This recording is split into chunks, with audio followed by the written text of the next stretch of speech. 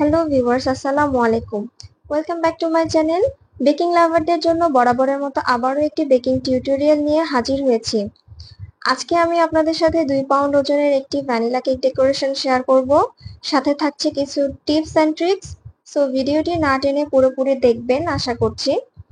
আর আমার চ্যানেলে আরও একটি ভ্যানিলা কেক ডেকোরেশন শেয়ার করা আছে, চাইলে আপনারা সেই ভিডিওটিও দেখে নিতে পারবেন। ডেসক্রিপশন বক্সে এর লিংক দেওয়া থাকবে।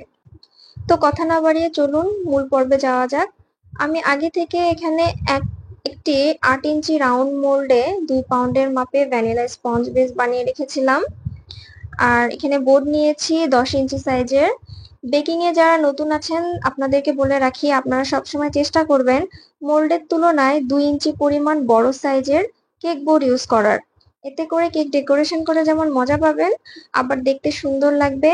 আর বক্সে যখন বোর্ডটিকে বসাবেন, বক্সের চাপে তখন কেকটি আর নষ্ট হবে না। তো কেকটিকে আমি এখানে 3টি লেয়ার করে কেটে নিব।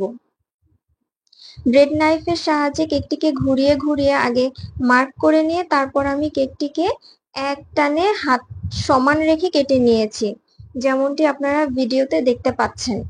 আপনারা যারা নতুন তারা বেশি বেশি প্র্যাকটিস করবেন, তাহলে আপনাদের স্লাইসিংও পারফেক্ট হবে।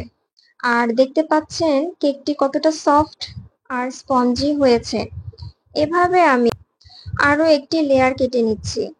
দেখুন আমার কেকের লেয়ার 3টি একদম পারফেক্ট হয়েছে।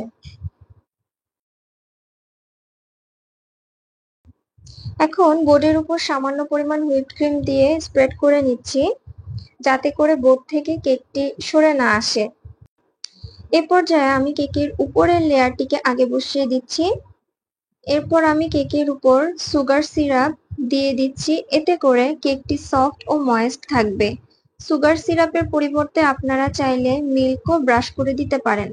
সেক্ষেত্রে চেষ্টা করবেন কেকটি তাড়াতাড়ি খেয়ে ফেলতে। সুগার সিরাপ দেওয়ার পর হুইপড ক্রিম দিয়ে দিচ্ছি। আমি এখানে প্যালেট নাইফ দিয়ে ক্রিম দিয়ে নিচ্ছি।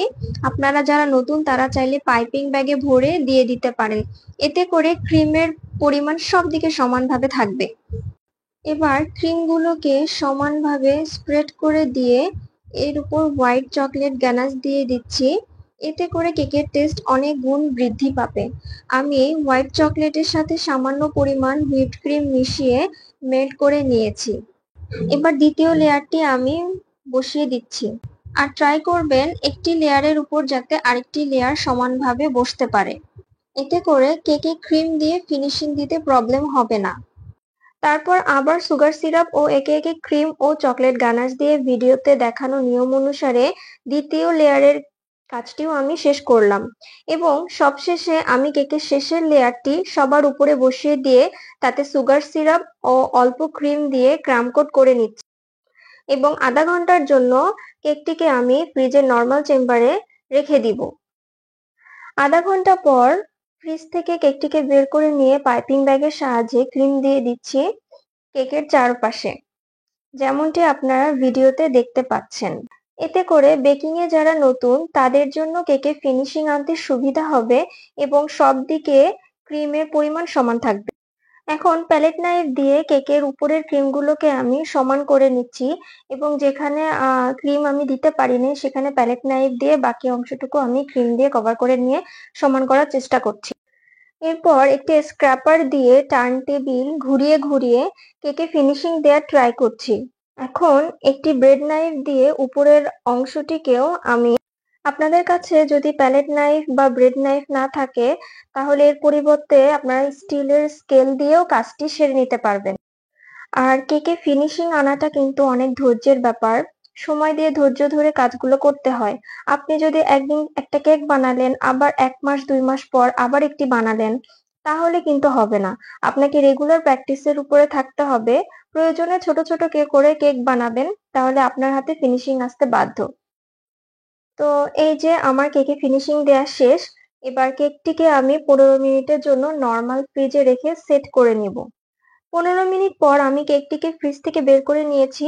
এবার অল্প একটু ক্রিমের সাথে অরেঞ্জ কালার ও অল্প পরিমাণ পিঙ্ক কালার মিক্সড করে এই টকটকে অরেঞ্জ কালারটা আমি তৈরি করেছি। আমি এখানে রেডম্যানের সেমি জেল কালার ব্যবহার করেছি।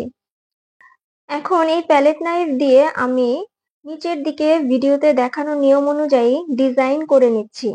যাদের কাছে এই প্যালেট নাইফ নেই তারা চাইলে চা চামচ দিয়েও ডিজাইনটি করে নিতে পারবেন। এবার কেকের উপরেও এভাবে ছড়িয়ে ছিটিয়ে একটু করে ক্রিম দিয়ে নিচ্ছি। এরপর ক্রিমগুলোকে এভাবে স্প্রেড করে দিয়ে একটি শেড তৈরি করে নিলাম।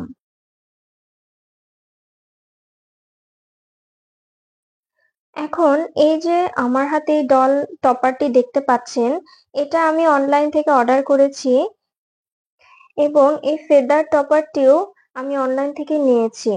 তো দুটোকেই আমি পরপর বসিয়ে দিলাম। আর সাথে ৩টি এডিবল বাটারফ্লাইকেও আমি কেকের উপরে বসিয়ে দিলাম।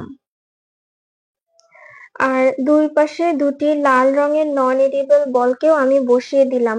আপনারা চাইলে এই নন এডিবল বলের পরিবর্তে চকলেট বল তৈরি করে নিয়েও এখানে বসিয়ে দিতে পারেন। আবার নিচের দিকেও গোল্ডেন এবং রেড কালারের 4টি বল বসিয়ে দিলাম।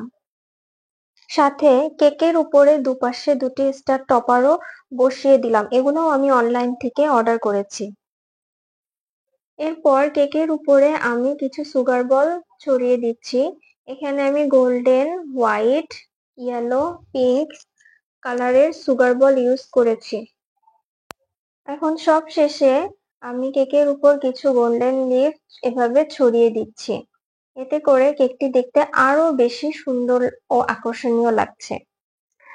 আর এই তো আমার কেক ডেকোরেশনের ফাইনাল লুক। তো ডেকোরেশনটি কেমন হয়েছে আমাকে কমেন্টস করে জানাবেন এবং ভিডিও রিলেটেড কোনো প্রশ্ন থাকলে কমেন্ট বক্সে জানাবেন। আর পরবর্তী ভিডিওর আপডেট পেতে চ্যানেলটিকে অবশ্যই সাবস্ক্রাইব করে রাখবেন এবং ভিডিওতে একটি লাইক দিবেন। সে পর্যন্ত সবাই ভালো থাকবেন। আল্লাহ হাফেজ।